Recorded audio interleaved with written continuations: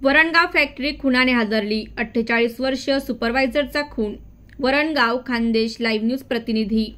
Varangaon factory वसाहतमध्ये 48 वर्षीय सुपरवायझरचा खून झाल्याची घटना बुधवारी 2:15 वाजेच्या सुमारास घडली आहे.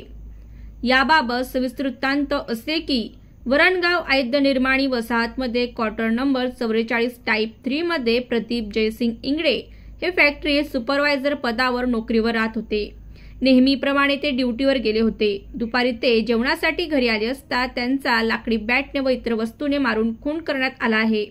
सदर घटना पोलिसांना कळताच वरणगाव पोलीस स्टेशनचे एपीआय भरत चौधरी, पीएसआय गांगुर्डे साहेब, PSI Sushil Sonawane, police head constable Sandeep Bansode, Sukram Savkare, home guard Ram Chaudhari, Mahesh Chaudhari घटनास्थळी पोहोचले.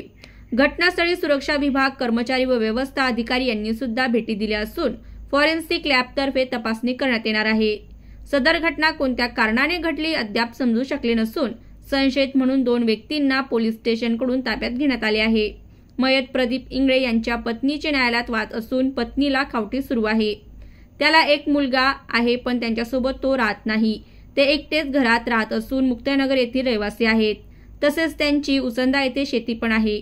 शेतीचेही वाद सुरू होते असे समजते. भुसावळ पोलीस उपविभागीय अधिकारी कृष्णांत पिंगळे यांनी घटनास्थळी भेट दिली आहे. सदर घटना स्टेट बँक परिसरात घडल्याने व हा प्रतिबंधित एरिया असल्याने नागरिकांनी सुद्धा या ठिकाणी गर्दी केली होती.